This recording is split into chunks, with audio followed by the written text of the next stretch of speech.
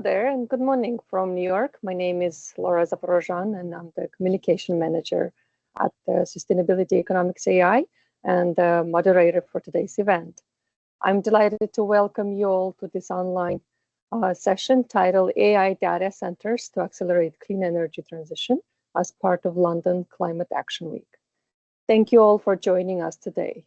As we move into a future where AI is reshaping industries, it's imperative that energy powering this growth is clean, reliable, and sustainable. We specialize in comprehensive end-to-end solutions that prioritize sustainability and leverage cutting-edge AI technology.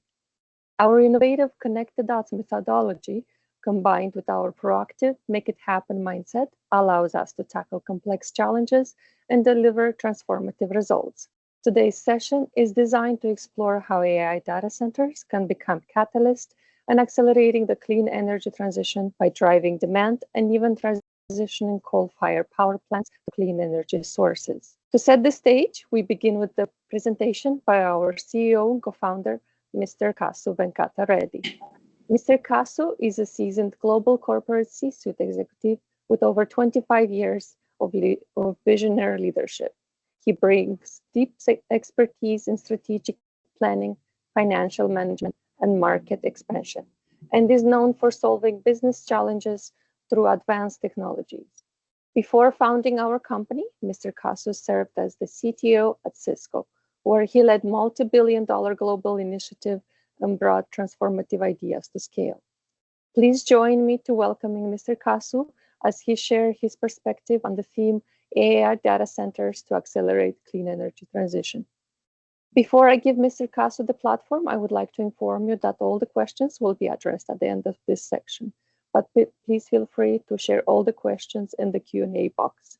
Thank you. Mr. Kasu? Hey, thanks Laura. Thanks for the kind introduction. So let me straight away jump into the topic, given we have a lot to cover.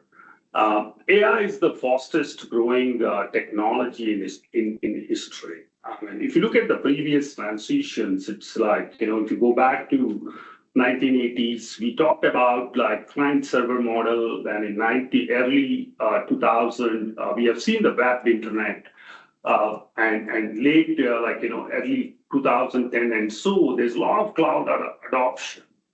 But compared to all these transitions, if you look at the AI, the pace at which it is going, we are already talking about 1 billion users in just 2 years. That's the kind of an impact we are talking about. And the key difference from other technologies to AI is all about the intelligence. So that's making a big difference.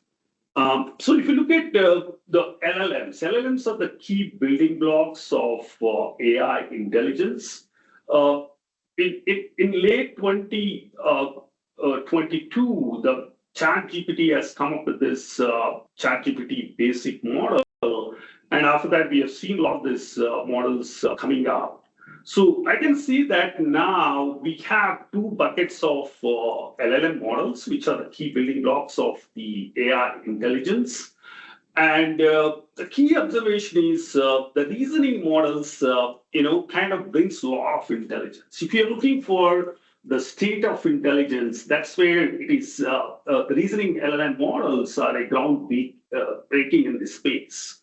Just to put it into perspective, like, if you look at the intelligent index of the lowest performing reasoning model, what we have in the list is far better than the highest performing the base model. So the point here is like, if you look at the use cases we are talking about, whether it is AI agents, we are talking about multi-agents, agentic systems, orchestrating the complex workflow with LLM intelligence, all these are possible because of reasoning LLMs. The reasoning LLMs are the real groundbreaking to make all these things what we are talking about in terms of agentic systems, touching across multiple sectors and transforming with a high intelligence, with electrifying power. It's all happening because of this reasoning LLMs. That's the way forward. But seeing that it comes with a lot of compute, it needs a lot of compute, and of course, compute needs a lot of power. So just to articulate with an example, if you look at a simple Google search, we are talking about a simple Google search takes 0.3 watts. And if you move on to the standard LLMs, which we started, it kind of takes 10x of it. We are talking about roughly around 3 watts per query. I'm talking about the inference part of it. And if you get into the complex reasoning LLMs, we are talking about 100x. And this is just a very conservative number. Again, it depends on a lot of other nuances like how these reasoning LLMs are kind of working with the tools, with the different workflows, and kind of connecting all these pieces together. It all depends on the use case, but this is a very conservative number. We are talking about close to 100x of what we need compared to the simple Google search. It's very high compute intensive, and what that means is it needs more power.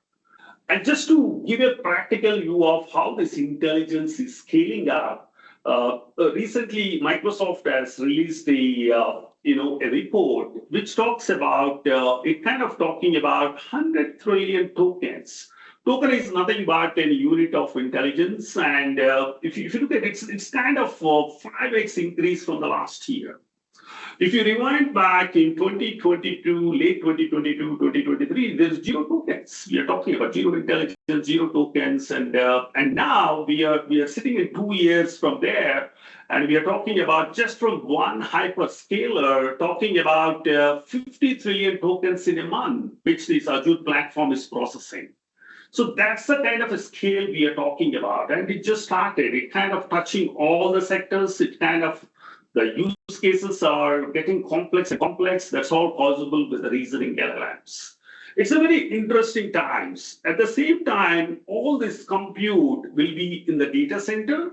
And of course, the data center needs a lot of power to make this happen. So I just want to pick a recent IEA report which talks about, we are talking about from now to 2030 and 2035, we are talking about the power demand is doubling and tripling just coming in from AI data centers. And in my personal opinion, this is the kind of trend we are seeing, the kind of use cases we are seeing. This is just a very conservative number, and these numbers will be far, far more. And if you have to articulate from country point of view, what that means for the country-specific demand, if you look at from now to 2030, we are talking about in United States, we are talking about 40% of the demand from now to 2030, whatever is coming in, 40% of it is for AI data centers. And if you look at the advanced economies, we are talking about 20+%. And if you go to the China and other emerging markets, we are talking about 10 plus, close to 10%. And given the volume, it's not a small number. It's kind of growing, and we can see that there is a lot of power needed to make this intelligence happen, which is super important. So with that, let me give some perspective on the energy side of it. What's going on the energy side? If you look at the electricity demand, to be more energy consists of oil and gas and a lot of other things. And now electricity demand is taking the lead. We are talking about electricity demand kind of doubled compared to the total energy demand as per the latest analysis till 2024. And if you look at the technologies, the good news is renewables is growing. We see that 38%. And at the same time, still the fossil fuels, like coal and natural gas also is playing a bigger role, which is not very healthy from net zero environmental point of view. Nuclear is gaining a lot of attention. Again, I'll kind of double click on this and talk more about with respect to each and every energy source. So this is a fantastic graph which kind of compares 2023 to 2024 to keep it simple. What happened? So the key observation is the coal. If you look at on the coal, the COPP plants, The good news is it's coming down. From 2023 to 2024, it is coming down, but at the same time, the COPPs are still getting added, especially from the developing countries, which is not a good news from a net zero point of view. And if you look at the natural gas is surging.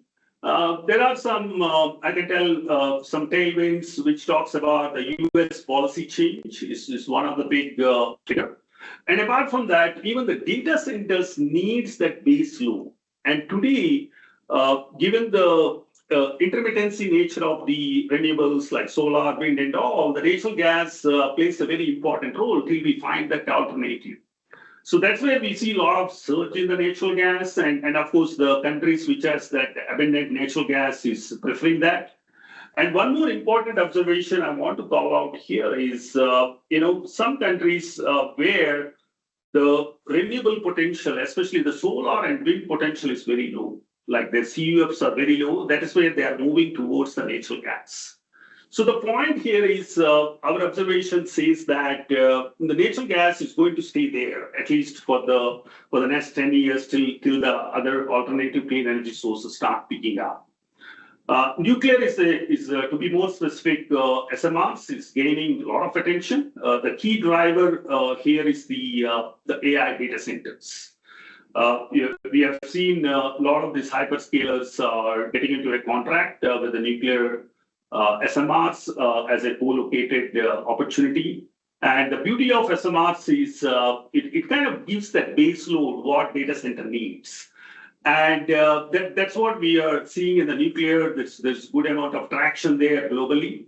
Of course, US is leading it and other countries are kind of picking it up.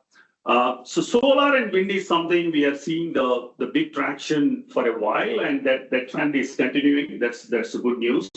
Especially with solar, wind, and battery combination, there's some kind of a good work happening there. The battery prices are coming down. With that combination, we can achieve the stable, the power what AI data centers need. There's a lot of innovation happening there. Even we are doing a lot of innovation in that space. I'll talk more in the later part of my presentation. Hydro is something very interesting. It's very stable, it's reliable, and very clean.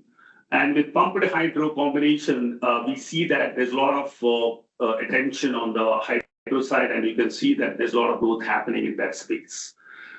So with that, I want to kind of touch upon the emission factor, which is super important in the net zero context. If you see it, it's kind of gradually growing, and energy sector is one of the major contributor, I can say, in the context of emissions. And if you look at it in 2024, still we see that there's an emission trajectory which is kind of going down. So the point I want to highlight here is, with AI demand coming in, it needs a lot of power.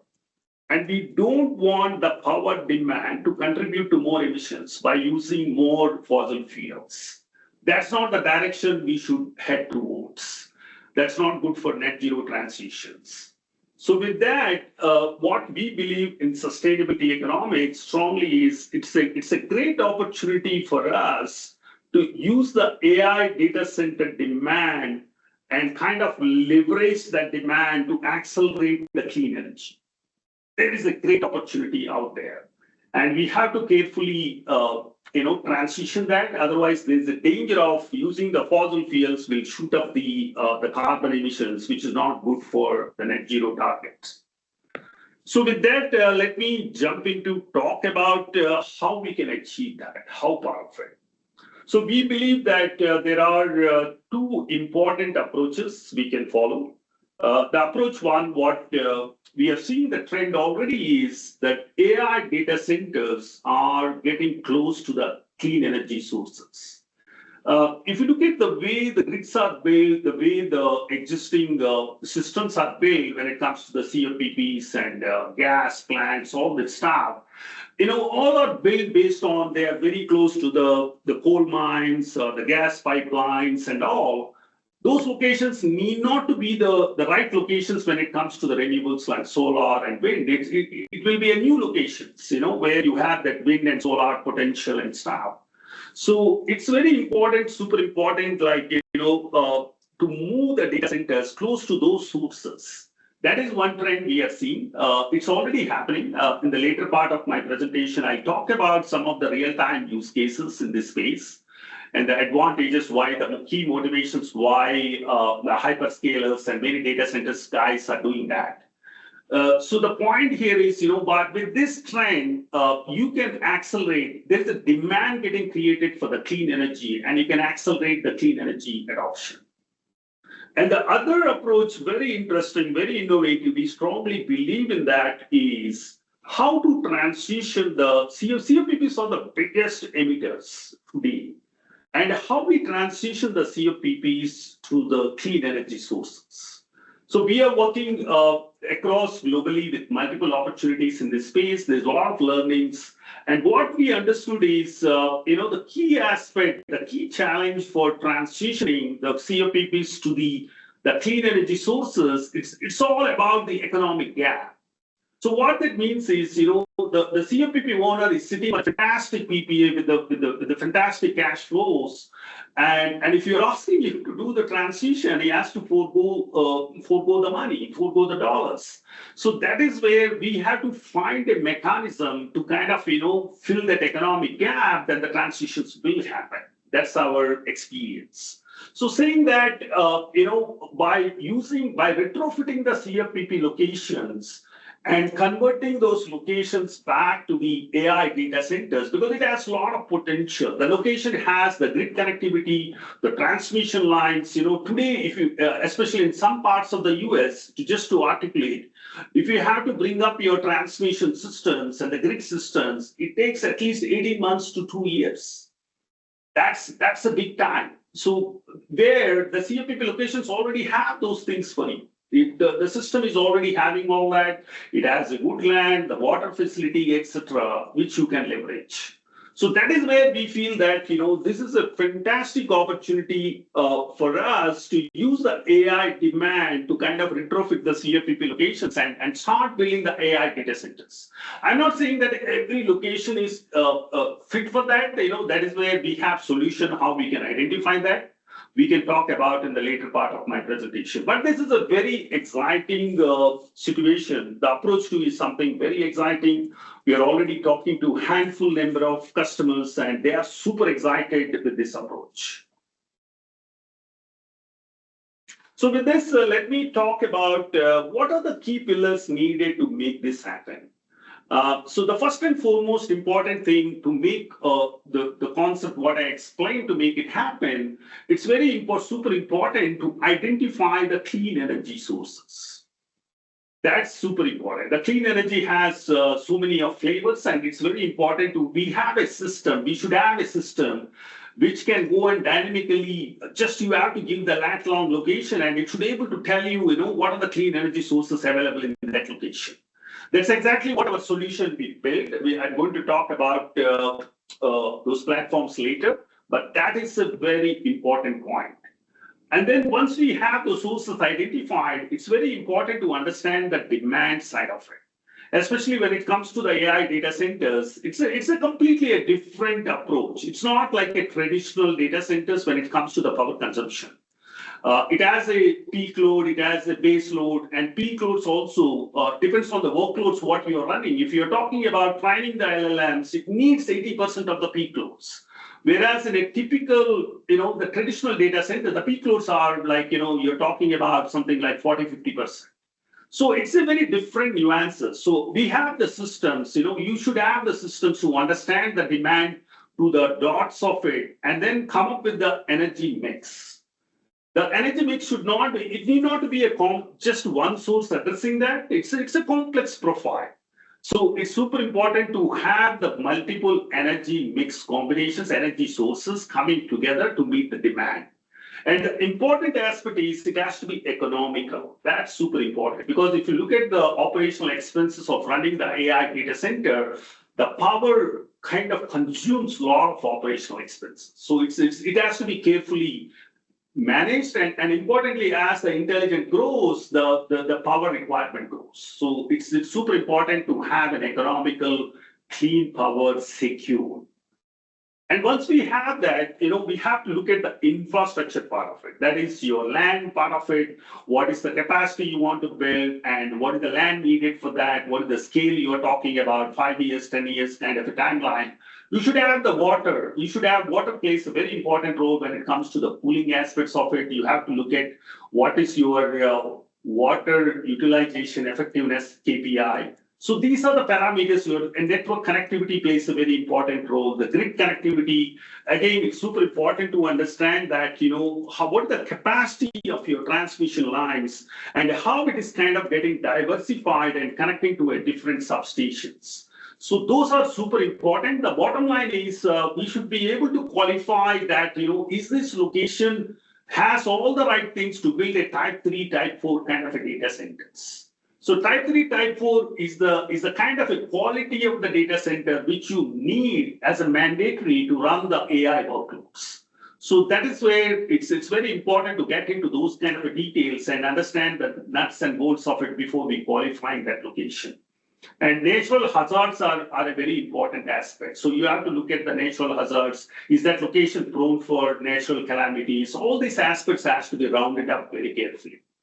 So once we have all those pieces in place, and it comes to the real design of the data center, that's super important.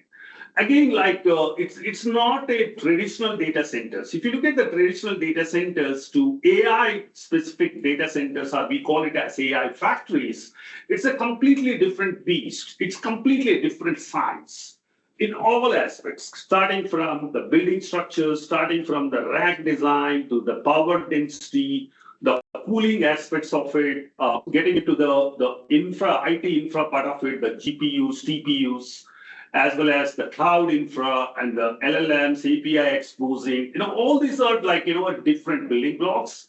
And we have to make sure that, every layer with a sustainability first approach. That's super important. Especially, this is a super important point, especially if you are looking at financing with a very competitive low cost of capital. All these parameters matters a lot. And that is where you have to get into the nuts and bolts of it and make sure that, all these design aspects are carefully articulated. And importantly, you have to nail down what is the cost involved to build this. That is super important. So once we have those things in place, then we get into the bankability part of it. So what that means is, data center, obviously, clean energy and data center, these are very capital intensive projects. So it's very important to articulate the bankability by taking into consideration what is the capex and opex needed to build the data center, as well as looking at the cash flows. It's super important to look at the off-takers' cash flows, what is their business models, how they make the money, and bring all these pieces together and define and come up with a detailed bankability project explaining what's in it for the investors, what's in it for the tech players, what's in it for the business owners. That is super important. That's a prerequisite if you have to raise a fund, a big fund, what is needed for this kind of an opportunities. So these are the key pillars we have to look at. It's super important. We have to carefully take care of all these elements if we have to make this happen. So with that, let me introduce the fantastic platforms what we have built in sustainability economics. In sustainability economics, we believe that we believe in connecting the dots with make it happen approach. So with that, we have built a fantastic platforms like CLEM.ai, NG Infra.ai, GreenFund.ai, and CLEM Transition. All these platforms work in conjunction, complementing each other, and make the things happen end to end. So I'll explain going forward. I'll talk about each and every platform, what value it can bring in. But the point I'm trying to highlight is how we can integrate all these pieces together and make it happen for the customer. That's the approach we take. So with that, let me jump into our flagship platform called CLEM.ai. So what it does, we call it as an AI-driven clean energy provider. So what that means is the step one, you can pick up any location globally, whether it can be in US, it can be in Japan, it can be in Europe, Middle East, India, China. It doesn't matter. We have all the data sets pulled in. You just have to pick up the lat long of that location. And our system, this system, the CLEM.ai, will tell you what are the clean energy sources you have for that location. Whether it is wind, solar, whether it's open market, there's so many nuances. Some countries have green open markets, some countries have a normal open markets with the RECs using to offset that. Some countries have like hydro, the pumped hydro. Some countries like, hydro is not available for commercial and industrial use. There are so many nuances, varies from country to country. So we select based on the location, we pick up and carefully showcase what are the clear energy sources allowed and available for that location. That's the step number one. That's super important. That happens with a magic. You just have to click that location and you get those options. Once you get those options, the step two is understanding the demand side of it. What are we looking at? Is it a 100 megawatt data center? What is their peak loads? What are their the base loads, how they want this energy to be split across? There's so many nuances out there. This platform has that specialized things. We look at a lot of analytics of multiple hyperscaler data centers, the enterprise data centers, the corporates, and we have beautiful profiles. We use agentic systems to build all that. So we understand the requirements, how it should be. And based on that, we come up with using AI, using classical ML. We use agentic systems, that is your agents and the generative AI systems, as well as the classical ML to come up with the right tailor-made fit. So what that means is with one click, it tells you for this requirement in this location to meet the demand, what we are looking at, these are the options you can go for. It's not coming from one source, it's a combination of the sources. I'll give you one example, which we're working with one of the customer in US. It kind of picks up the combination of, let's say 30% of solar, 10% of battery, 20% of wind, another 10% from the open market. It is smart enough. The system is smart enough to pick up the best possible combination by looking at every 15-minute slot. So that's a very powerful system, and it tells you what is the cost, and it is economical. That's super important.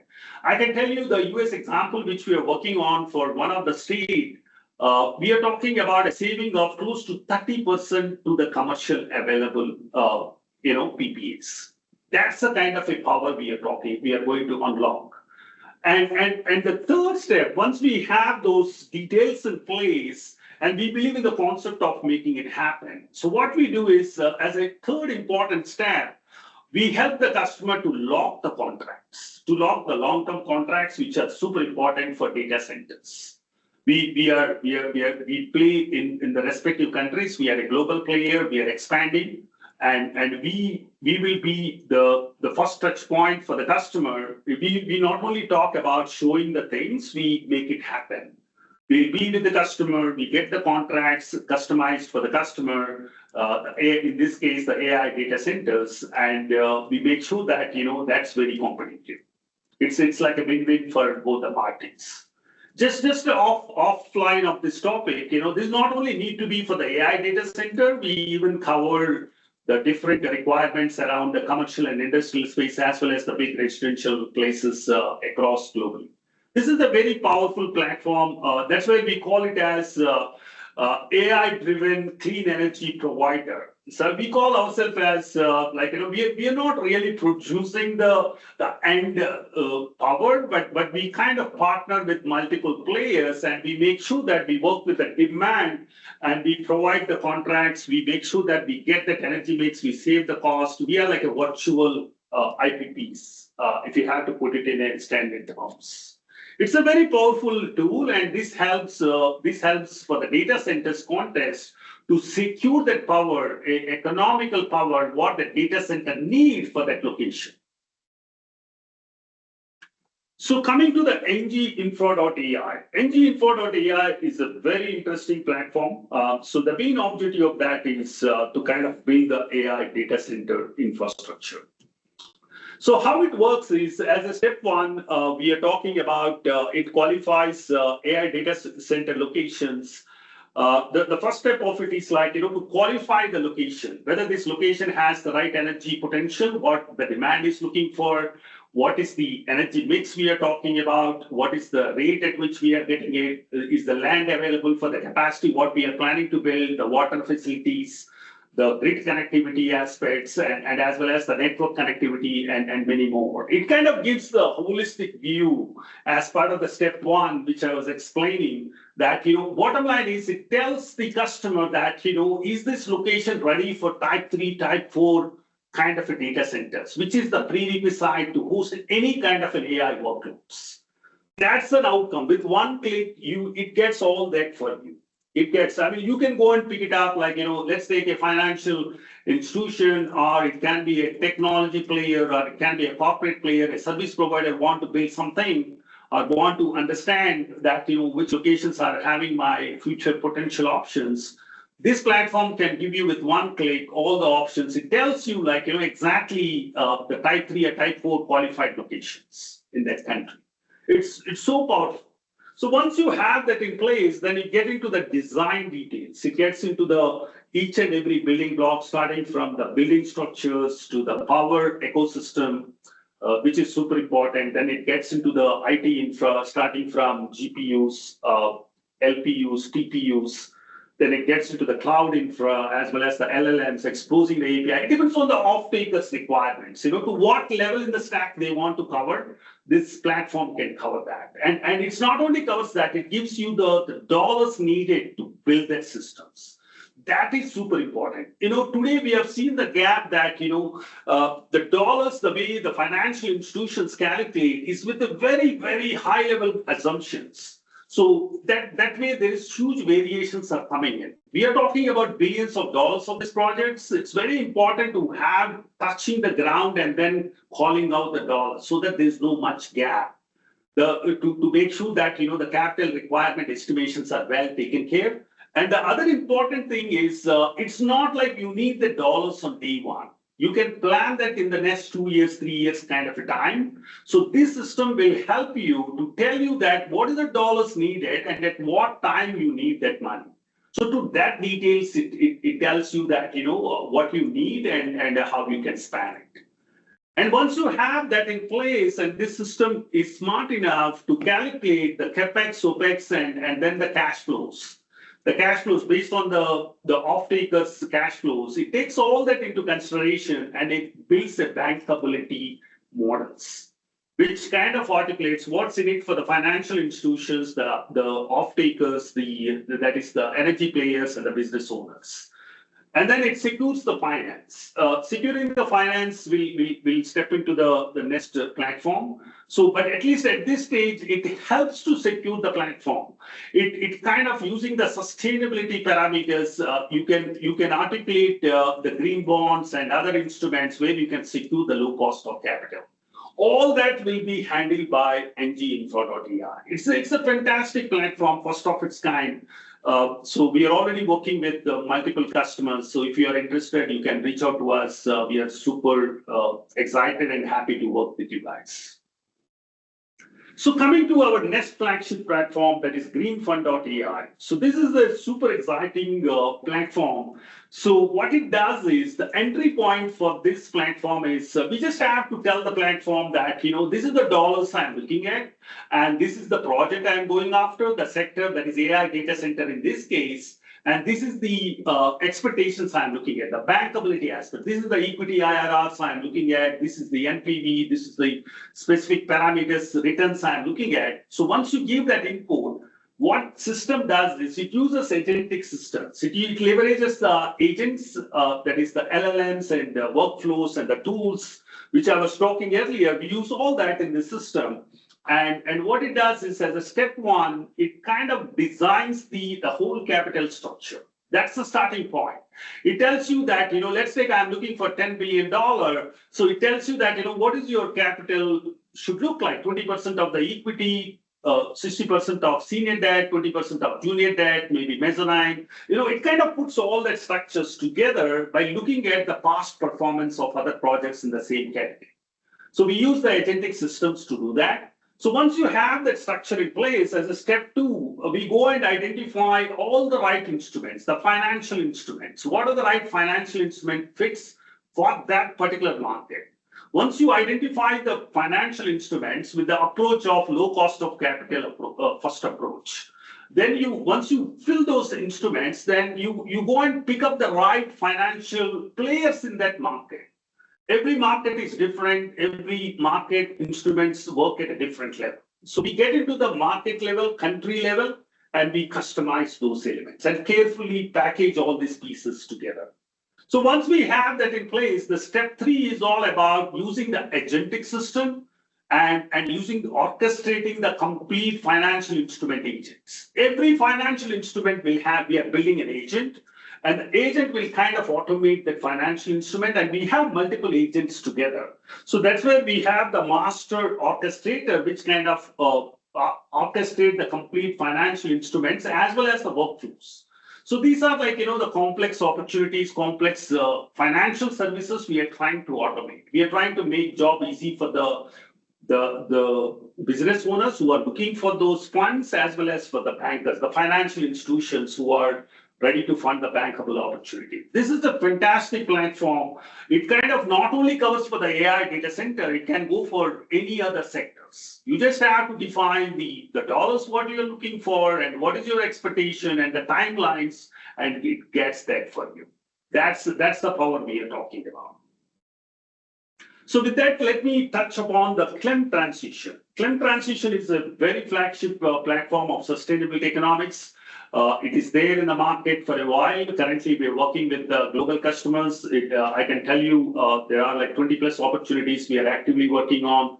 We are working with the different stakeholders like financial institutions, the big financial institutions, as well as the business owners, the COPP owners, as well as the clean energy owners. So what it does is it helps to do the transition. If we use the data-driven approach to figure it out how to do the transition from COPPs to what are the right technologies to go after. So in step 2, we cover each and every piece end to end. What that means is we look at the current state of the platform, their technicalities, financials, then we identify the economic gap. If you have to do the transition, what is the economic gap you have to forego? And importantly, it's super important to understand what is the future state I want to build. What exactly I want to build to do this transition. Whether I have to move COPPs to renewables like solar, wind, battery, or I have to move it to the natural gas. Let's take in Indonesia, for example, the CUFs are very low. That means going into the renewables is not a good idea. You have to go to the natural gas and some other options. So the system is smart enough to customize country-wise and define those paths. And even it tells you the dollars needed to build these systems. So once you have that in place, then you get into the bankability part of it. So it kind of tells you with the new approach, like, the transition, what are the dollars you are expecting and what are the losses. It kind of puts all these pieces together and come up with the bankability aspect. And for this transition, additionality plays a super important role. So that's exactly what the CLEM transition does in detail. And as we speak, a lot of customers are already using it. And I want to tell a good news that, as we speak, we are integrating the agentic systems to kind of bring all the 3,500 coal-fired power plants exist globally today into our system. So what that means is, you just have to type the name of the plant. You get all the details of the plant in terms of what is their current state, what's going on. And even it tells you the due diligence of, is this plant qualified to be in transitioning, or transitioning, it's not eligible. So that is the level of intelligence we are building in this platform. It's super exciting, and this kind of helps. The customers are liking it. Surprisingly, financial institutions are liking it more.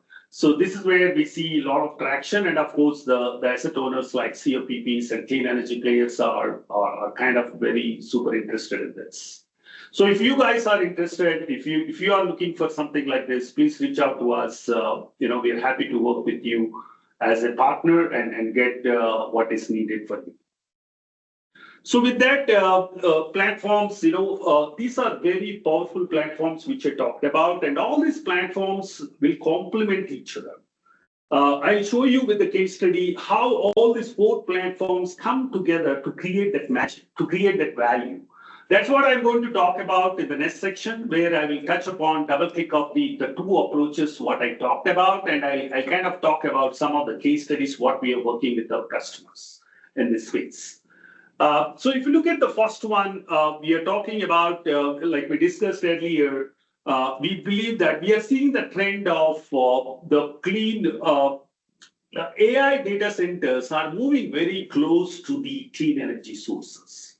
That's a trend already happening. And if you look at the US alone, the chart says that it's already happening, and we are seeing that not only in US at global level. And the good example I can call out here is Stargate, a flagship AI data center announced in US with the 500 giga vision. They already started building in. They're not building in the clusters of Virginia and all, which are very centric to the data centers. They are going to the remote locations where, like Texas, to be more specific. They're going to the West Texas, and the simple reason for that is the renewable energy is available. The land is available, the renewable energy is available. So they are building 1.2 gigawatt of power capacity data center.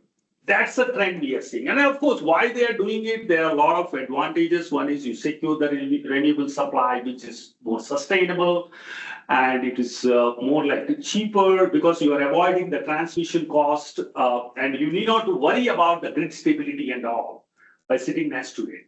But seeing that the trend, what we are seeing in other parts of the world, it's not like co-location, every capacity is provided in co-located way. Maybe some portion of it is taken care by the co-located way, and the other portion still has to come from the grid. And maybe from the near location. That is where the CLEM.ai will help to secure that, to plan that well.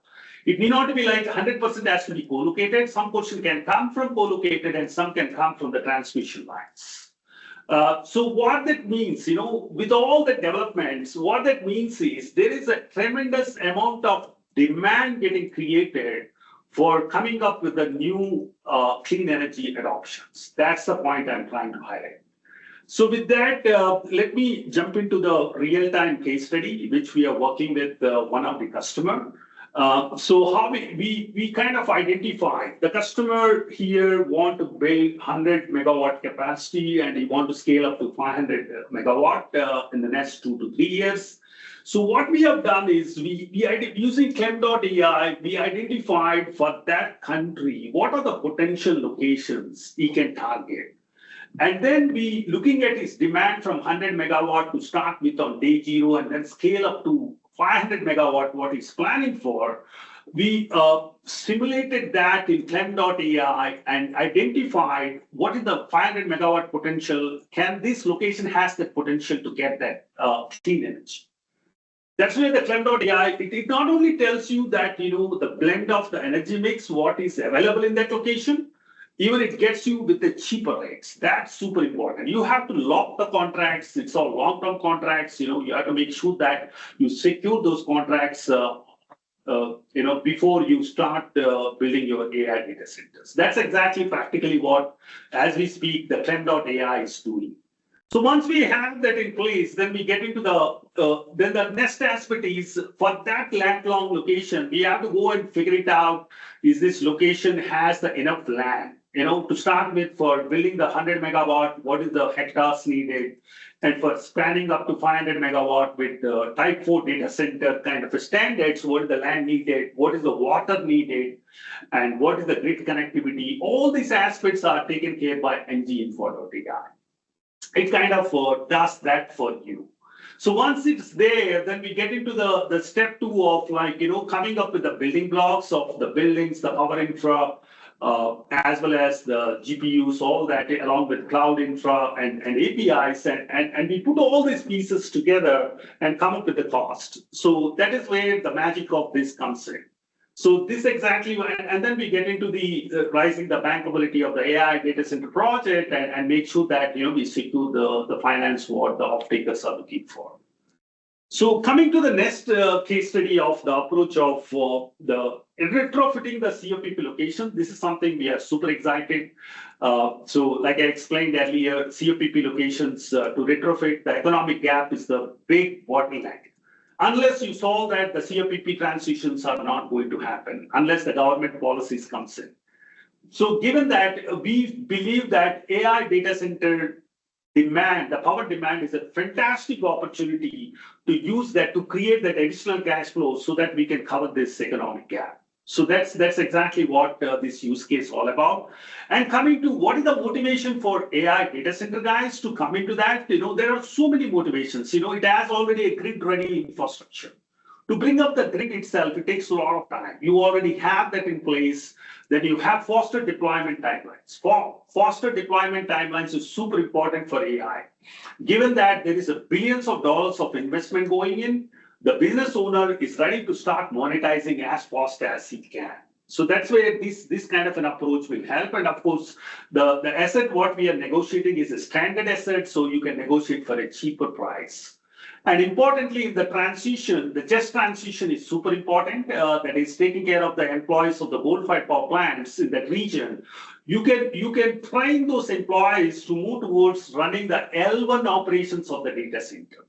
So this is how we believe that this concept is super exciting, and we're already seeing a fantastic traction from the asset owners, the COPP owners. They're super excited, and even the financial institutions who kind of invested in the COPP assets, they are super excited to kind of use these opportunities, and this is a bankable opportunity on both sides. You are doing the transition at the same time you are building the AI data centers, which are like sun rising centers. So this use case we are super excited. Again, we have of course we have a lot of other options like transition credits and all as additionality, but it's still in the nascent stage. That's where we believe that AI data center is a fantastic opportunity to kickstart this and accelerate, which is super important even from the net zero transition targets point of view. So with that, I'll just explain one of the use case, what case study, what we are working with one of the customer. So what we do is we look at the current state and the technicalities and financials aspect of it. And then we get into the due diligence aspects. We look at the PPA amendment, transition credits eligibility, and based on that, our system will tell that is it eligible for transition or not. But the good news is for all the, irrespective of that, we look at the retrofitting of this location, whether it can fit for the AI data center or not.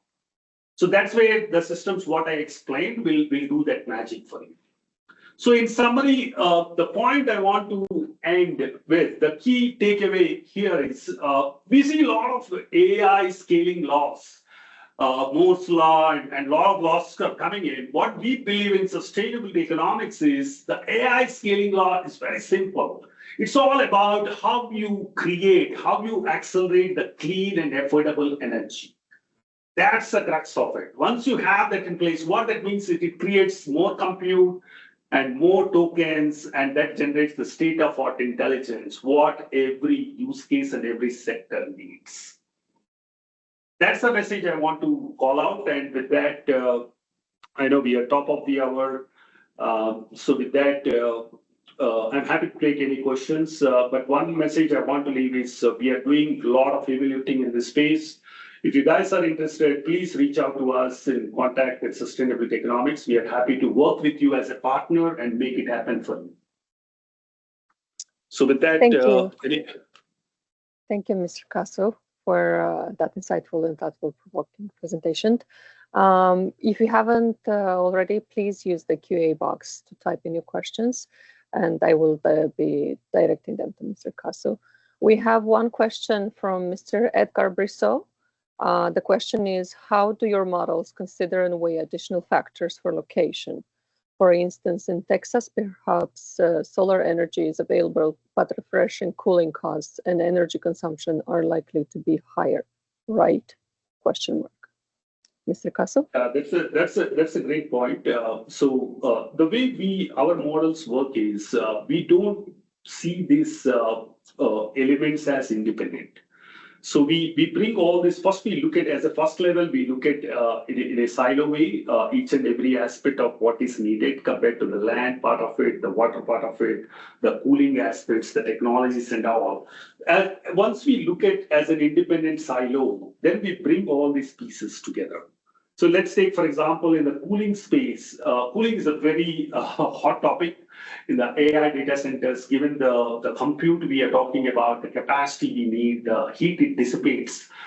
We have a lot of technologies emerging, like, the recent ones are like, the liquid cooling with PG200 NVIDIA talking about direct cooling to the chip. There's so many of this technology, but our model kind of takes all those aspects into the consideration for calculating. Even in the water circulation is very important. Sustainability aspects are also well taken care. The WAE parameter, that is water utilization effectiveness, is something we take care very carefully. And we bring all these pieces together. So when you get into qualifying the location for type 3, type 4 kind of a data centers, we have to pull all these pieces together to make sure and qualify that these locations are kind of ready for that kind of a standards. So we take it a very holistic approach.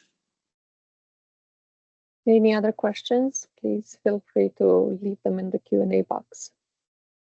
If there is no questions at this time, I would like to thank everyone for their participation, and we will take a quick break until 7-minute break to be correctly. Afterwards, we'll have an exciting panel discussion with our esteemed panelists from SMBC, JP Morgan, and Energy Shift Institute. Thank you all and see you shortly. Sustainability Economics.ai, headquartered in Singapore with offices in USA and a major development center in Bangalore, offers comprehensive end-to-end solutions that prioritize sustainability and leverage cutting-edge AI technologies.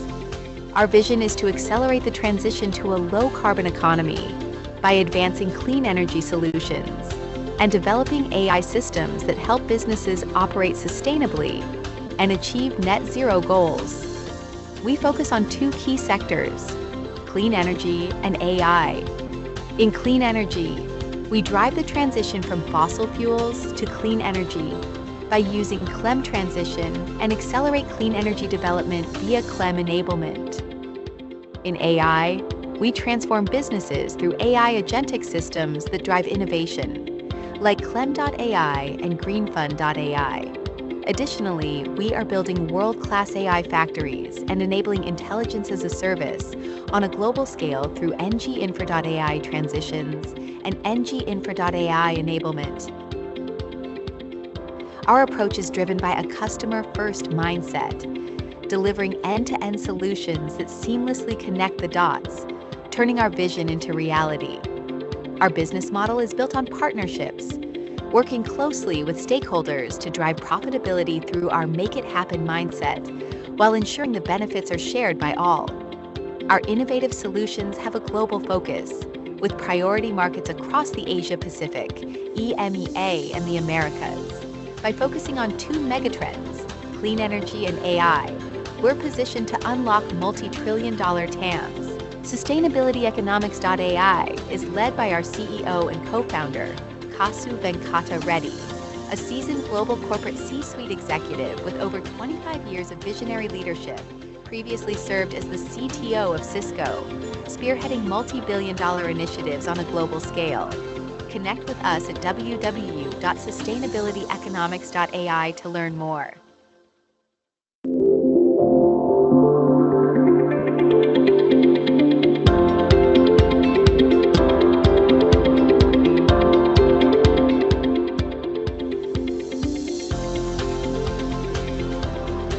Sustainability Economics.ai, headquartered in Singapore with offices in USA and a major development center in Bangalore, offers comprehensive end-to-end solutions that prioritize sustainability and leverage cutting-edge AI technologies. Our vision is to accelerate the transition to a low-carbon economy by advancing clean energy solutions and developing AI systems that help businesses operate sustainably and achieve net zero goals. We focus on two key sectors, clean energy and AI. In clean energy, we drive the transition from fossil fuels to clean energy by using CLEM transition and accelerate clean energy development via CLEM enablement. In AI, we transform businesses through AI agentic systems that drive innovation, like CLEM.ai and GreenFund.ai. Additionally, we are building world-class AI factories and enabling intelligence as a service on a global scale through NG Infra.ai transitions and NG Infra.ai enablement. Our approach is driven by a customer-first mindset, delivering end-to-end solutions that seamlessly connect the dots, turning our vision into reality. Our business model is built on partnerships, working closely with stakeholders to drive profitability through our make it happen mindset, while ensuring the benefits are shared by all. Our innovative solutions have a global focus, with priority markets across the Asia-Pacific, EMEA, and the Americas. By focusing on two megatrends, clean energy and AI, we're positioned to unlock multi-trillion-dollar TAMs. Sustainably.Economics.ai is led by our CEO and co-founder, Kasu Venkata Reddy, a seasoned global corporate C-suite executive with over 25 years of visionary leadership.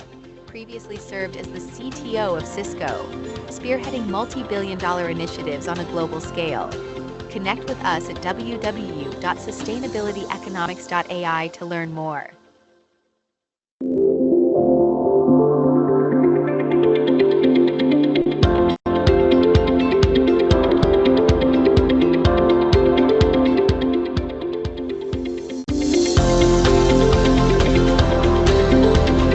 Sustainably.Economics.ai, headquartered in Singapore with offices in USA and a major development center in Bangalore, offers comprehensive end-to-end solutions that prioritize sustainability and leverage cutting-edge AI technologies. Our vision is to accelerate the transition to a low-carbon economy by advancing clean energy solutions and developing AI systems that help businesses operate sustainably and achieve net zero goals. We focus on two key sectors, clean energy and AI. In clean energy, we drive the transition from fossil fuels to clean energy by using CLEM transition and accelerate clean energy development via CLEM enablement. In AI, we transform businesses through AI agentic systems that drive innovation, like CLEM.ai and GreenFund.ai. Additionally, we are building world-class AI factories and enabling intelligence as a service on a global scale through NG Infra.ai transitions and NG Infra.ai enablement. Our approach is driven by a customer-first mindset, delivering end-to-end solutions that seamlessly connect the dots, turning our vision into reality. Our business model is built on partnerships, working closely with stakeholders to drive profitability through our make it happen mindset, while ensuring the benefits are shared by all. Our innovative solutions have a global focus, with priority markets across the Asia-Pacific, EMEA, and the Americas. By focusing on two megatrends, clean energy and AI, we're positioned to unlock multi-trillion-dollar TAMs. Sustainably.Economics.ai is led by our CEO and co-founder, Kasu Venkata Reddy, a seasoned global corporate C-suite executive with over 25 years of visionary leadership. Previously served as the CTO of Cisco, spearheading multi-billion-dollar initiatives on a global scale. Connect with us at www.sustainably.Economics.ai to learn more.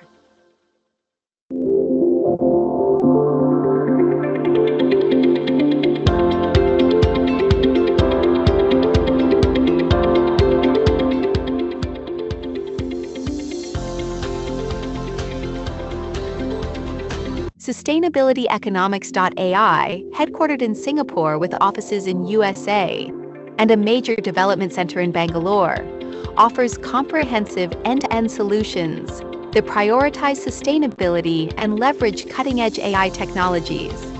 Our vision is to accelerate the transition to a low-carbon economy by advancing clean energy solutions and developing AI systems that help businesses operate sustainably and achieve net zero goals. We focus on two key sectors, clean energy, and AI.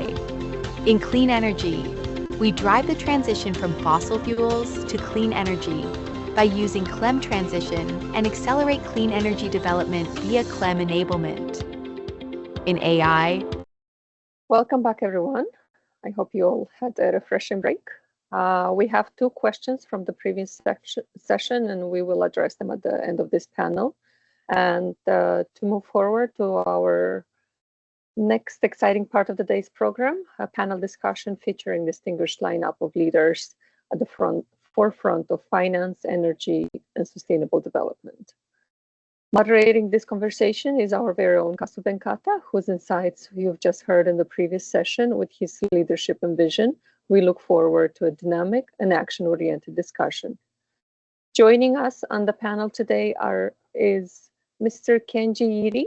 Mr. Iri is the Executive Officer and General Manager, Sustainability Planning Department, Sumitomo Mitsui Financial Group, SMBC. Mr. Iri brings deep experience in sustainable finance and investment across global markets. Our next speaker is Mr. Henry DeBranche. Mr. DeBranche is the Managing Director, Asia Pacific, Head of Sustainable Solutions, JP Morgan, with extensive expertise in structuring climate-aligned financial instruments. And last but not least is Ms. Christina NG. Ms. NG is the Managing Director and co-founder of the Energy Shift Institute and has been a leading voice in Asia's clean energy transition and policy advocacy. Once again, please feel free to drop any questions in the Q&A box during the session, and we will address them at the end of the panel discussion. Over to you, Mr. Kasu. Thank you, Laura. Thanks for the great introductions again. So thanks for all the panelists for taking your valuable time to participate in our panel discussion.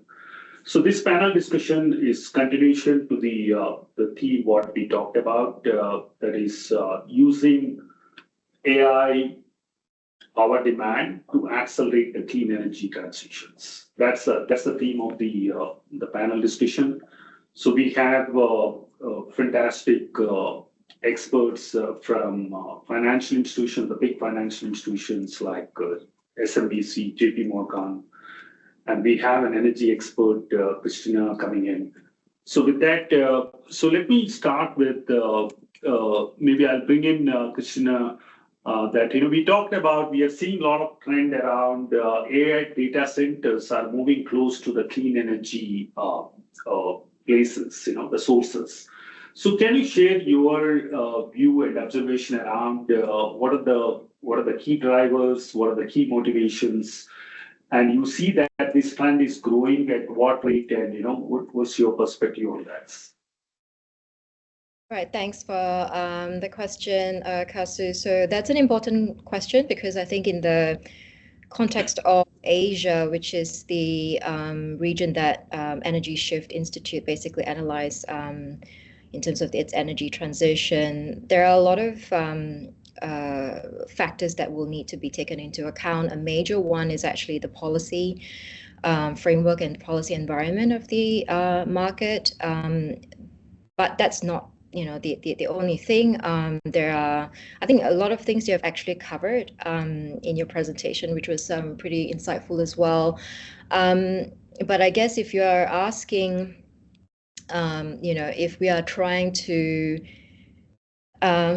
if we would like to achieve, I guess, like 24/7 type of clean energy, then I think that remains to be a challenge today, technically and structurally, simply because of in Asia, we are nowhere, our power grids are still dominated by fossil fuels.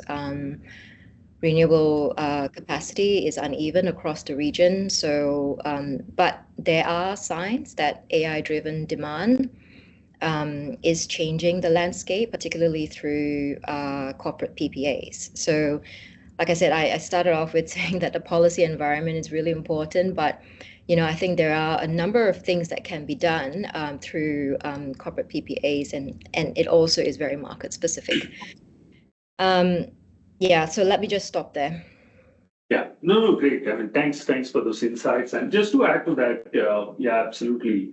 This is the trend we are seeing very consistently, and some of the motivations, like I talked about in my presentation, is like definitely you can avoid the transmission and the great challenges by co-locating, and that's a key motivation factor. You can secure a long-term contracts which is based on clean energy, which is good. From sustainability point of view. So there's a lot of brownie points, and I see that hyperscalers are super excited and moving in that direction. And the same thing happening with the nuclear SMRs, like as we speak, there's a lot of that co-locations concepts coming in. So it's happening across renewables like clean energy, like your solar, wind, battery combination, as well as SMRs is one of the good example. With pumped hydro coming in, these things are going to accelerate in that space. So there's a lot of action we are seeing. Thanks, Christina, for your insights. So jumping on to the financial aspects of it, like given these two domains are very capital intensive, without blessings from the financial institutions, there's nothing happens, like we all know. So we have fantastic panel members representing JP Morgan and SMBC, the multi-trillion-dollar banks. Thank you so much, Kenji-san and Henry, for taking your time to participate. So just want to understand that we know, like, business as usual, we are talking about the AI data center and clean energy as two different asset classes. AI data centers are typically come under the real estate asset class, and clean energy comes under the infra side of it. So given that now with the kind of new transitions happening where the clean energies, the data centers are moving close to the clean energies, and there is a linkage coming in. So with that, I mean, you see that there is kind of a new asset class going to get created, or it's business as usual with just some kind of a linkage? And if so, how the financial structures are going to look like? So maybe we can start with Henry from JP Morgan, and then we can go to Kenji-san from SMBC. I'd like to thank you first for inviting me today, and really appreciated all of the conversation we had preceding this event and your presentation. You've heard the word exciting, and I did feel excited when hearing again about everything sustainability economics has to offer. I am, as you pointed out, representing JP Morgan, but I'll share some of my own thoughts, and I'll make myself available, of course, if you want to follow up on any point. We're a very large organization. There's plenty of knowledge that I don't hold, but that's in the hands of my colleagues. So don't hesitate to reach out to Laura or the organizer at large on any of the points we can discuss today. So you rightly pointed out data centers at the heart of the discussion we're having today. Are for JP Morgan a real estate play. And in real estate, there's an old saying that it's all about location, location, location. So siting is bankable. And by siting, we mean access to electricity at an affordable price and reliable electricity. So that's a key element. The water aspect that you've pointed out is also a very important one. In addition, because of the importance of the tenor anchor for the data center infrastructure, the corporate sustainability commitments of such an anchor are also bankable in the context of provision of clean energy for these data centers. So these elements, in a somewhat innovative manner, are being considered with enhanced scrutiny. The development and the needs of financing of data centers, in particular for AI purposes, are at such great scale that institutions like ours are both excited by the opportunity, but also cautious on the allocation of capital. So we do conduct enhanced diligence on such investments and take the availability of reasonably priced, sustainably available, and low carbon power into account when considering any standalone financing. If we're looking at a combination of both, we'd like to see scale. Scale is your friend, because the asset base that could be that could serve as a guarantee, and we can get into details, very important elements of the structuring for such a financing is very important. And finally, I'll just like to point out that we can now, while defining a joint perimeter for financing of both renewable energy and data centers, we can also segment it and go as low as financing the GPUs in particular as a distinct asset class, so that all of the different elements that compose the data center and its power sources are benefiting from the most tailored financing structures. Very good. That's a very good perspective, like financing the GPUs. So just on that, Henry. So when it comes to the GPU financing, the GPU has a life cycle. I think I'm sure you know this. You're talking about 5 years to 7 years, depends on the the type of GPUs we are talking about. So how do you see that when you are looking at financing the GPUs? Any thoughts on that? So that's a very important point. So this tech obsolescence is something that we are paying great attention. I will say that institutions such as ourselves are hiring people with profiles that we did not traditionally have in-house. So we do hire people with highly technical backgrounds that can advise us on these topics. There's no clear answer to it. The standalone GPU financing is a relatively novel approach to things that does require special expertise within financial institutions. So it's something that has really evolved. So we do have, of course, increased our resources internally for the deployment of AI, and we do have very strong commitment as an institution, and that's been matched by substantial investment, and also, of course, in the personnel that will serve not only our internal use of AI, but also advising us when engaging in transactions. So this obsolescence risk is a key one on the list of those I wanted to bring up later in the conversation. The other one will be a concentration risk. Very good. Thank you so much, Henry, for the valuable insights. I want to bring in Kenji-san for your expert comments from SMBC point of view. So what is your views on this particular topic? First of all, thank you very much for inviting us on the panel and looking forward to the discussion today. And you said combining those two aspects, it's a very interesting, I think, point of view. And as kind of the power and the land are more constrained, I think these days, a recent significant build up of data center space. So currently we are having kind of increasing conversation with around the combined power and data center project these days with investors. And you talk about the asset class, what kind of asset class it may be. And currently at SMBC, we don't necessarily call it as a purely new asset class. So we still be, broadly speaking, still the infrastructure. But I think we know some investors think about it more the real estate standpoint. And that being said, I think some investors are kind of beginning to kind of think of pairing those kind of two asset classes as a new asset class. And when paired, I think it is interesting because those two aspects would cut across many traditional but as well as alternative asset classes in the investment perspective, like infrastructure, real estate, and digital assets. And from the industry standpoint, also this cut across many industries, as you can know, technology, power, utility, and telecom. And also you ask about capital structure, and the SMBC being very active in project finance space globally.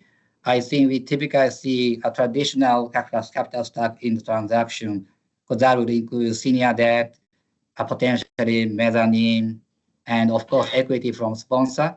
But when it comes to kind of clean energy transaction, we are seeing tax equity transactions as well. Yeah, thank you, Kenji-san, for the insights from SMBC point of view. And you want to comment on the GPU financing, which Henry touched upon.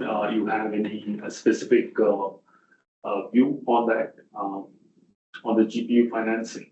I think one of our team are looking at those financing, but I'm not necessarily particular knowledgeable about GPU financing at this moment. Okay, got it. So just on that, I want to follow-up question on the finance side of it. So given that we are talking about clean energy and from AI data center point of view, the sustainability aspects of it, given all that, what role the instruments like green bonds, sustainability linked loans, or even the blended financing aspects, the transition financing aspects, you see a role in this financing? You see that those are the things can be leveraged for getting the low cost of capital secured by linking these two big opportunities together, which kind of fits into the KPIs of the so-called green. So maybe Kenji-san, you want to go with this, and then we'll get to him. Okay, so let me start by saying, broadly speaking, kind of sustainable finance format is very common for both the clean energy space as well data center space financing. So if you think about combining clean energy and data center, those financing also will be definitely eligible for the similar financing structure going forward. And I think also from the narrative perspective to the investor, I think the pairing those two would be very convincing story, and that can be leveraged for their label financing down the road. And the traditionally financing for a renewable power project that can be labeled as a green, or the bond and the loan based on the use of proceeds, which is of course very obvious. And on the other hand, this could be like less obvious, but financing for data center, that is also often labeled as a green based on the use of proceeds. And I think that is because the data center would be considered very energy efficient compared to the other industry average, for instance. And when we think about structure, the matrix, the most popular matrix, I think, to measure so the efficiency is the power usage efficiency, effectiveness PUE. And typically, when we look at the normal transaction, we are requiring the benchmark between 1.25 to 1.5 to be labeled as a green. And just so you know, SMBC structure and the left there, the first use of proceeds green loan in the data center space in the Americas. And even now these days, the majority of those kind of transactions in the loan format that we are currently structuring in the space have been kind of green loans. And typically we have the PUE as a benchmark. And on the other hand, as far as I know, like sustainability link format is less popular for financing, I think, those construction kind of new asset classes, because the sustainability link financing, if I understand correctly, rely on the borrower kind of setting the target and for improving the matrix, and that will be, I think, generally related to how an asset is operated at post the construction. And the borrower generally cannot set a target to kind of reduce the GHG against the baseline benchmark if kind of no baseline is available in the beginning, in the first place. Very good. Thank you. Thanks, Reddy-san, for the very detailed explanation on this. So over to Henry. You want to share your perspective on this? Thank you, Kasu. I think Reddy-san and I are very much aligned on that. It's a very mature market. I would say that traditionally, project finance structures have been prominent in the renewable energy and to some extent the data center build out. So, the use of proceeds structure is most suitable for that. a sustainability-linked approach because of the flexibility of allocation of capital will be best at corporate level. So it's a distinct type of structure of financing. So both could and should play an important role. When thinking about a project finance and the ability to face a consortium of banks, the label is beneficial, but only to the extent that the messaging and the agreement between lenders and borrowers is very clear. So depending on the needs of the transaction and the external representation of these commitments, a label could be necessary or helpful. I would not say necessary, but helpful, or could be not applicable, but the same type of sustainability elements will be part of the story that has to be embedded into the lending documentation. So it really depends. Some markets will be extremely favorable. China, for example, Christina can enlighten us, because there's induced capital relief when extending green loans. So that's very beneficial to lenders and to the borrower.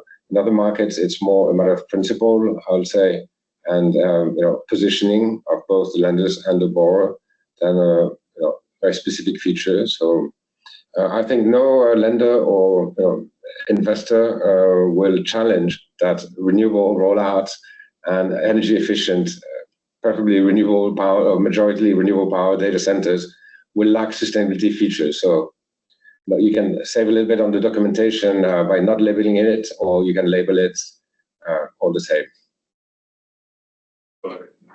No, thanks, Henry. Thanks for the very good insights on this. So moving on to the next topic, want to touch upon, there's a lot of conversation around data centers needs base load and the peak loads, especially AI data centers needs more peak loads in a consistent way, like which I touched upon in my presentation. So there's a lot of debate going around whether the renewables like solar and wind, which are intermittent in nature, how they can meet the demands of AI data centers, which are like 24/7 with a lot of this base load and peak load requirements, very stringent requirements. And at the same time, there's a school of thought going around, like, solar, wind with combination of batteries and other green grid kind of a combinations, we can make it happen. That's what CLEM.ai is doing. So want to take your neutral perspective, Christina, how do you see this, where we stand on this? And now with battery prices coming down and even the duration of the batteries with the new technologies is going up. So with all that moving parts, what's your view, Christina, on this topic? Yeah, no, it's a super important question. I'm actually quite curious about whether your platform is able to actually handle and, give a bit more perspective on this as well. But of course, when we talk about intermittent clean energy, if you combine it with batteries, smarter grids, it can help meet the AI data center demand. Unfortunately, today, it's not a full solution yet, right? So it's not yet a solution that, to our knowledge, is available, especially in markets like Asia. So most, in Southeast Asia, most grids aren't built to handle that kind of constant and heavy load. And battery storage in this part of the region is still limited in scale as well. So for now, we still need other power sources like hydropower or natural gas to fill the gaps. And I think you also mentioned this in your presentation.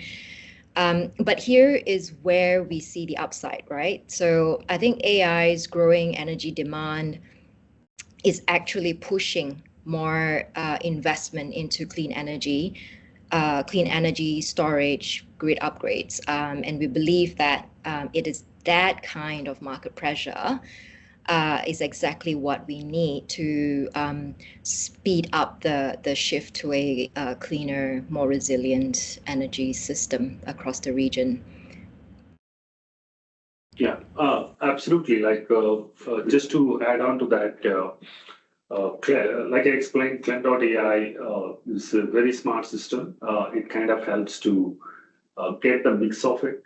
Again, it's not like one size fits all. Based on our observation with multiple geographies and working with different customers, what we understood is some countries, like, they have this green market, green open market kind of a concept. And some countries doesn't have that. You have to compensate that with RECs. So it depends on, like, country specific as well as the location specific. Based on that, we can blend all this. But we have seen the some locations where we have the solar, wind, battery, as well as the green open markets and the green grid. With all these combinations, we can meet the AI data center, the base and peak loads. We can. We don't need nature gas kind of a thing. Without that, we can achieve that. We can achieve that with a competitive price. That's the best part of it. And now with batteries, technologies getting improved, this is going to be better. Because today, if you store more than 4 hours, especially with lithium ion I'm talking about, we are working with the sodium sulfur option also. They are talking about already 6 hours compared to 4 hours, which lithium ion is talking about. So things are getting better because as the battery technologies, long-term storage capacity grows and at the same time the cost is coming down, the economics works well. So it's definitely, I completely second your thought in terms of, like, it's going to get better. Yeah, it's going to get, and it's going to be market specific as well, because I mean, I'm interested to know where, is it possible to do that today, but definitely in markets that we are analyzing harder. Okay, so I completely agree. It depends on country to country. So I can tell you, like, in our system, you just have to select the country and you will get the details. I'm happy to take it offline and work with you, and yeah, we can use it. And on the natural gas, that's a very interesting point. Just want to add, a couple of data points. That's kind of getting, especially with US policy changes and all. We see a lot of natural gas getting more adopted for AI data centers, given it brings in the base load. That trend, and even the other trend we have seen is some countries doesn't have the high potential for renewables, that is your solar and wind. Even in those countries, we see that they have taken a natural gas path, at least for the next foreseeable future. So these are the trends we are seeing when it comes to the natural gas. Even in my presentation, you have seen that the adoption of the natural gas is going up. That's the 2 cents on the natural gas side of it. So moving on to the next very interesting topic on the finance side. So we talked about how we can retrofit the CFPP locations with AI data centers to make sure that we do the transition of CFPPs to recover the economic gap. So we talked about there are some transition credits concept which Singapore government started, and we are also very active in that. We are the methodology player in that. So, but it's still in the nascent stage. I think, Henry, you and me talked about, and even we had the same conversation with SMBC as part of our CLEM transition thing. What is your view, Henry, in terms of bringing this angle of retrofitting the CFPPs to AI data centers and covering the economic gap and accelerating the transitions? Kasu, it's a topic that's been on our mind for a while and a topic of a lot of consideration. Look, it comes down to the anchor tenant and the off-taker. Anchor tenant for the data center and the off-taker ultimately for the power generation. So, an anchor tenant / off-taker for the power generation with a very strong credit rating and a corporate direction of travel to address the associated emissions and eventually go beyond a favorable and by that I mean low carbon energy mix to power the computing in the data center, are essential. So I would say to optimize this reconversion of some of the infrastructure of a CFPP into a data center benefiting from a very large share, if not exclusively, but a large share of renewable, it's all a matter of finding the right anchor tenant / off-taker that will have that strong commitment, because ultimately it's a matter of what are the underlying credit feature of the structuring of for the financing of very large scale multiple technology in parallel. As Christina pointed out, it's a lot of capital commitment on many different fronts. So it all sums up to being underpinned by strong credit profiles across the value chain, and with that in hand, the sky's the limit. With lots of good intention and possibilities, but weak credit profile, challenge are, every stone you turn presents a new challenge. Yeah, I agree, completely agree. Thanks, Henry. Kenji-san, your opinion on this topic. Given SMBC is already a lender for many CFPP opportunities, so how do you see it, for Kenji-san, on this retrofitting and recovering the additional cash flows and making the transition happens?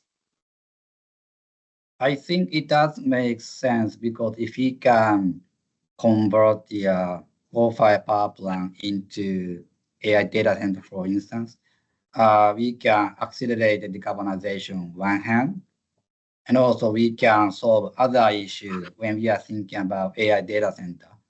For instance, because the power plant will be connected to the grid, so we can solve those issues from the connectivity and latency. But I think at the end of the day, I think one of the typical challenges, generally speaking, with respect to conversion of CFPP and the managed phase-out transaction is economics. So when we think about existing economics and new economics, how it may look like, and that may be related to the comment by Henry that because it depends on the tenant credit worthiness, and that will eat into the cost of the financing down the road. So I think we have to think about multiple things to make economics work, but conceptually speaking, it doesn't make sense to use the MPO structure of CFPP and to do that new build for the data center perspective. Very good, very good. Thanks, Kenji-san, for your insights. So the next one we want to talk about is, there's so many, given the complexity of these opportunities and given multiple stakeholders involved, a lot of capital involved in this. So there's a lot of these partnerships happening. Like, we see JVs getting created, strategic partnerships getting created between the technology players who supplies, for example, the GPUs and the business owners, the off-takers, and importantly, the financial institutions, which plays a very important role. Like, it's a very debt-heavy market.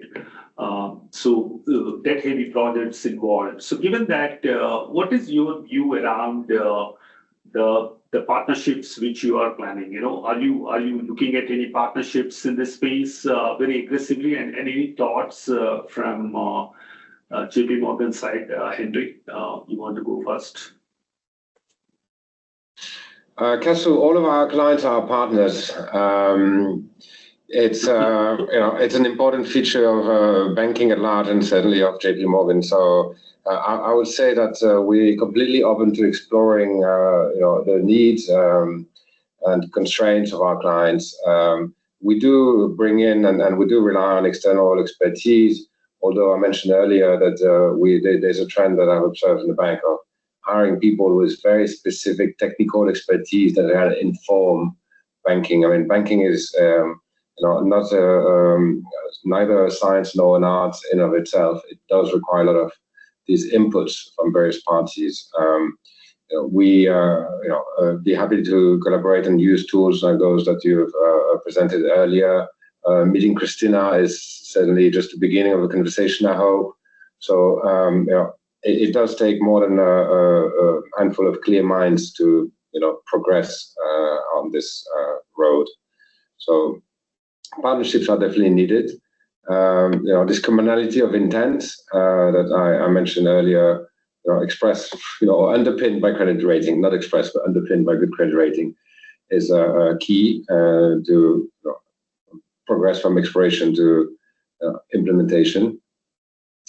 And studying various models. I mean, I'm based in Asia Pacific, and my remit is exclusively in Asia Pacific. But coming here, I'm being exposed to the change in regulatory frameworks and the commercial discussions happening in Ireland, and the discussions amongst some of these anchor tenants and developers between continuing growth in Ireland and versus moving some of the assets to Norway, where the green is by definition clean. So most of these considerations are of a very different nature. For example, so having small peeks into what's happening in different parts of the world and bring that back home, I would say, and figuring out how relevant it is in one of the many markets that we cover in Asia Pacific.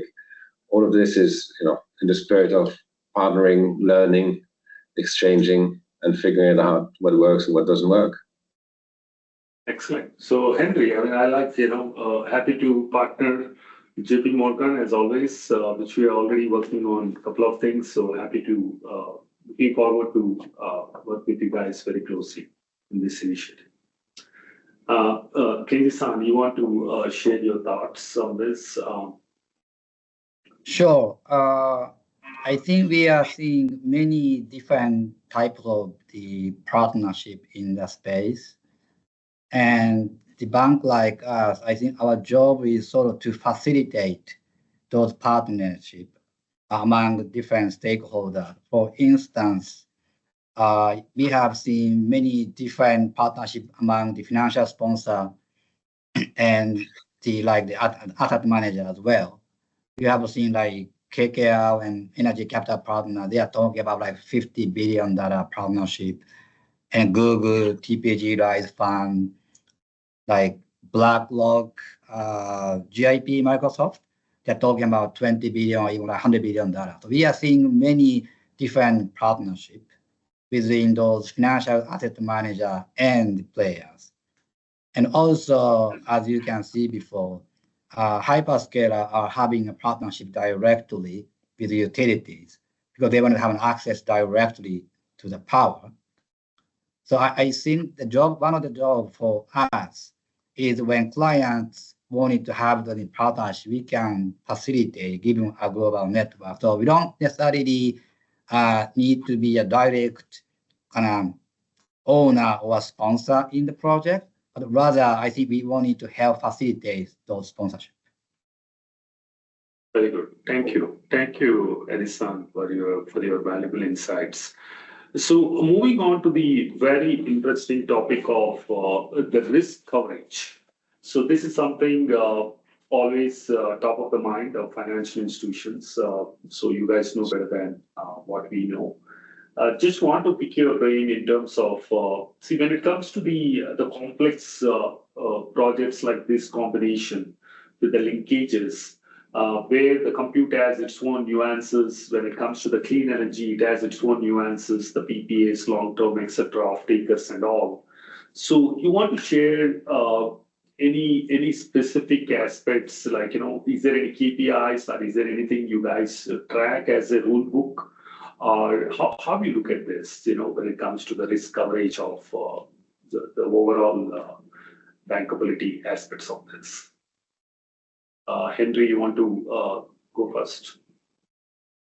I mean, there's a increasingly standardized approach. I mean, credit risk is a very well-established process in the financial institutions.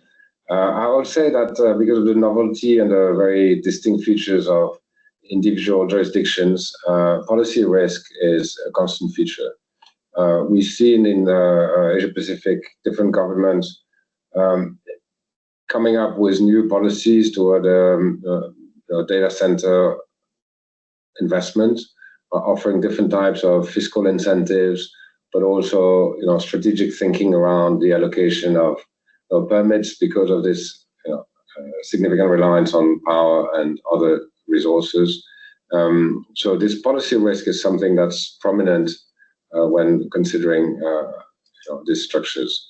It's some of the primary concerns we see between these asset managers, lenders, developers, and the mega scale hyperscalers, these anchor tenants, etc. So this is prominent, and I'll be very happy to hear what Christina's views is on that. After,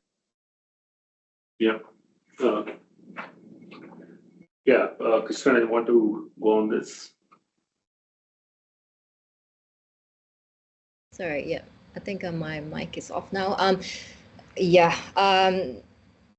Definitely a very challenging situation for Asia, isn't it? I think the policy situation environment in Asia is one of the bottlenecks. I won't lie, for a lot of the data centers to even think about wanting to get into a specific market. I think the lack of clean energy in certain markets, particularly in the Southeast Asian region, I think it's creating quite a bit of a problem. But I think it's also been seen as an impetus for governments actually trying to find ways, quicker ways, business savvier ways, I guess, for some of these clean energy plays to get to market. So I think that's really promising. It's still early days. I think in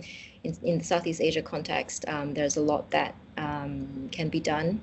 But I think we are seeing. I think if you compare that with like China, for example, where China has got like the whole other strategy, to align, for example, to move more of the energy hungry type of companies and activities closer to the clean energy sources. So like I think in the case of, I think there are like, so Tencent and Alibaba, for example, they've actually placed themselves closer to, so in Mongolia, where it's closer to the clean energy sources, so solar and wind, which is abundant over there. And that is very much aligned with China government's strategy of actually creating that sort of zones for these very energy intensive kind of companies. So it all does come down to the market strategies, market policy environment to kind of help this whole situation. But so I think it is promising. I think in Southeast Asia we just have to be a little bit more patient. Yeah, absolutely. Thanks, Krishna. Kenji-san, you want to share your opinion from SMBC point of view? Sure. I think, generally speaking, we typically want to analyze all kinds of risk in the case of the project finance transaction in the first place. But I think when it comes to the AI and clean energy data center space, I think we wanted to pay particular attention to like technology, regulation, system compatibility, so forth. And other thing we wanted to make sure is that the bank wanted to be comfortable with both the ability to develop the power generation as well as the data center, because there could be the project risk in the transaction. So if the power is developed solely for the benefit of the data center, and then the revenue is solely dependent upon the data center being built, and vice versa. So if the data center needs power source to the data center, in order to run and generate cash flow. So I think when it comes to the transaction, we are particularly keen on to analyze the project risk in this type of transactions. Excellent. Thank you, Kenji-san. So with that, just a time check. I know this is a very interesting topic. We can go for an hour. given the experts we have here. Happy to take, we have 12 more minutes left. Given that, want to open up any questions from the audience to the panel.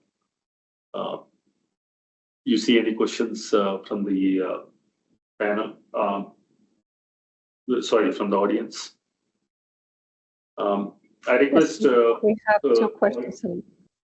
I'm sorry. Laura, you see any questions for the panelists? We have two questions from the previous session, and we have one question from this session.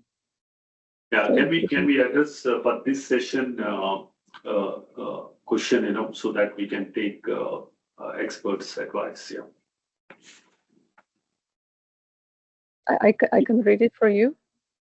Yes, please. Yeah. Okay, so we have a question from Ismail Yudi. His question is, we are seeing trade war between China and the US. How do you see the future business of data center, especially when the US government trying to control the distribution of deployment of GPUs? Can we have a free open market for the GPUs? Question mark.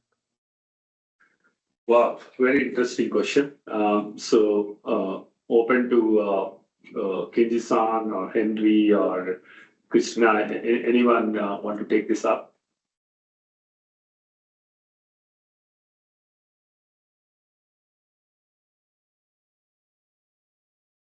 Okay, so I'll go for it. Yeah, this is a very interesting topic and a very sensitive topic. Here, we are not taking any positions, so we respect the respective countries' policies.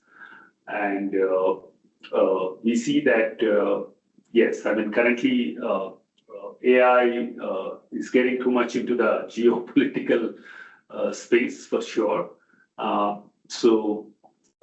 Future, how it will look like. So one thing I personally believe is the technology is something nobody can stop.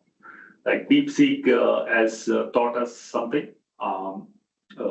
So similarly, I see that restrictions holding any particular capabilities. I mean, time should tell, but definitely I want to stop here saying that the DeepSeek has shown some lessons, and who knows the future. We have to see and how it spans up, But definitely there's a lot of political, the geopolitics coming in. We are talking about sovereign AI is one of the thing, and now we see some countries are collaborating with their allies and building that. So there's so much happening there. So given all that, I don't want to comment further on this given the sensitivity, but one thing I feel is like we have to respect every country's decisions, and we have to follow that rules, and that's how it is. And anyone want to take this up and comment? Happy to listen to your views. Any of the panelists. Okay. It's my personal thought, not bank opinion for the bank, by the way. But the underlying issue is not necessarily new. It just popped up yesterday. We have been talking about any trade restriction for long enough. And still, we are seeing huge demand and supply in the space globally, not only in Asia, US, and Europe. So my take is all of the stakeholders involved in the sector are still expecting this will continue to rise. So if we look at specific issue conflicts, we may feel less comfortable. But I think generally speaking, as a market as a whole, I think people are expecting market to grow going forward.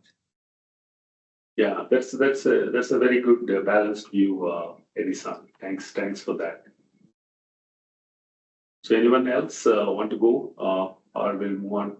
Yeah, Christina, you want to go? Yeah, I mean, just very quickly. I mean, I may be getting the question a little bit misinterpreting the question, but I feel like, data centers need to be where there is where there is demand, right? So I think with or without the geopolitics, I think the business is there, right, in the specific location. Yeah, I know the difficulties with the trade war and everything, and the tariff situation, but I think it can be seen as a separate issue. Actually, I think follow the demand for the need for the AI use, and and that is everywhere, all around the world. It's not necessarily just contained in one particular or two particular locations. So yeah, I think I may be misinterpreting the question, but there's still going to be demand for AI regardless of the geopolitics. Yeah, just to add to that, if you look at on the AI life cycle, we are talking about pre-training and then the real usage, the inference part of it. So there's a lot of pre-training happening in US for building the models. That's where the whole intelligence is coming out today, at least for today. I mean, in future, I'm sure a lot of other countries like India, France, and as we speak, there are a lot of course, China is one of them. Everybody is working on that. So given that, my view on this is, with inference coming in, it's a real usage of that models. You can't keep concentrated in one country. That's not the way it works. It has to be spread across globally. You have to have those data centers hosting those models, which takes care of the user queries. If every query has to go to one specific country in a central location, that's not the way it works. The latency part of it, the experience part of it will suffer. So I see that with inference and use cases coming in, it will spread across the countries. Every country has to have that representation to take care of the experiences. And I'm sure hyperscalers are already talking about it. We are also working with some of the players in that space. We are very active in the space of like token as a service, which is nothing but the inference global platform. Those things are going to change. And the other view I have on this topic is mainly getting into the geopolitics for the two important reasons in my view. One is the AI growth is directly related to the GDP growth of the country. So that is where every country want to take advantage of it and try to move faster. That is one aspect. And the other aspect I see is the future wars are fought with AI. It's not a human missiles and all anymore. It's all kind of automated with intelligence. The recent wars we have seen, everything is drones and everything is automated, and AI plays a fantastic role there. So given all that, the geopolitics is kind of very tight because of these two important reasons. That's what I understood. Just my 2 cents. We have more questions. If it's okay, I can read them, please. We go to the next one. Laura. Yes, we have a question from Voinshe Nicola. His question is, how do you see the place of nuclear, SMRs, etc., into the clean energy space of the future? It is complementary to solar, wind, and batteries. Yeah. Anyone want to take this? Christina, you want to come in or? Yeah, sure. Just very briefly, I guess. Yeah, I think it makes sense for some markets. There are some markets that are already well experienced in handling nuclear energy. So, Japan, South Korea are classic examples. Adding more nuclear energy to the mix, especially to help power data center, new data centers is going to be important. For some other markets, maybe not so. It may not make so much sense, especially markets that are already quite, I would say, maybe have lesser safeguards and maintenance qualities. So, I think I'm trying to get to the whole, safety issue here. But no, I think for every market, they need to be looking at energy diversification, right? So definitely supportive, to look at any clean energy, and nuclear fits into that bill. The risk is really whether the specific markets can handle the nuclear risk. And so, yeah, I think it really all depends on the market's experience. Yeah, absolutely, Krishna. And I'll just add to that, see, nuclear is something, it depends on the country policies to start with. Some countries still not kind of comfortable with that. At the same time, some countries like, US is a good example, very aggressive in that space. So coming to the complementary efforts, see the trend, what we are seeing now is the SMRs are contracted by hyperscalers mainly. There are all the big hyperscalers, the top 3, 4 are already having their partnerships. But the challenge is it's still far away. Like, if you have to see anything really practical, it won't be before 2030. It's still a distant dream. So that's one thing. And the other aspect we see is like, SMRs, the beauty of nuclear is it's very clean and it brings in the stability. It's a very stable and reliable power, which the AI data center needs. So it fits the bill, and current trend, what we are seeing is the SMRs and the data centers, they are kind of co-located. That's a trend we are seeing. But in future, with CLEM.ai, which I explained, we can do the blend. It's not like the co-located SMR has to completely supply the clean power to the data centers. As the data center size grows, the CLEM.ai can bring in the blend of other energy mixes also. That's definitely practically possible.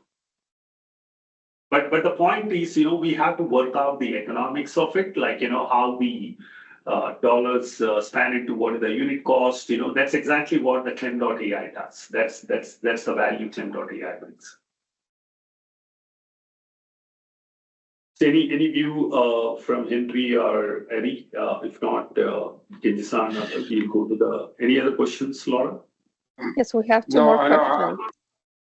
Sorry. I'm sorry, Henry. I'll just say that JP Morgan is very interested. The traditional financing models for very large scale traditional nuclear power plant has been relatively challenging. The policy environment, pricing, etc., have made it relatively challenging, and there are a number of institutions that are specialized in different countries. Max and Trace me, I'm French, North America, etc. Same goes in Korea. I'll let Yuri-san speak about Japan, but some very specific financing vehicles have been established in many countries to underpin the traditional industry. SMR does present specific features that are of great interest. We do have time to get our teams and our systems ready to participate to the deployment when the technology is ripe and the policy regulatory environment matures around that. It's definitely a topic of great interest, and we're keen to see that happen and participate actively to it. Thanks. Thank you, Henry.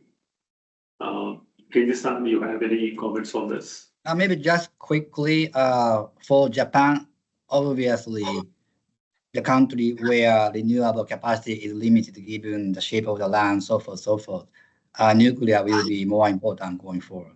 And the government has kind of re-emphasized the importance when they issue the business new energy-based plan early this year. Yeah, thanks for that. Yeah, of course, Japan is pioneer in this already. So thanks, Kenji-san, for that. So Laura, you have any questions to discuss, or? Yes, we have a question from Kartalis Tatiana. With regards to China's strategy, you've mentioned Tencent and Alibaba as examples, placing data centers close to the Mongolian border for clean energy sources, creating zones for energy incentive companies. From sustainability perspective, what would policy standards and construction look like in this case? In other words, are you seeking new policies or additional commitment practices added to policies that are ensuring that the centers are adapted to a long-term sustainable mindset? Examples, correct natural resources, collecting and land use. Wow, it's a very interesting question. So I think maybe Christina, you want to take this. It's a very big question.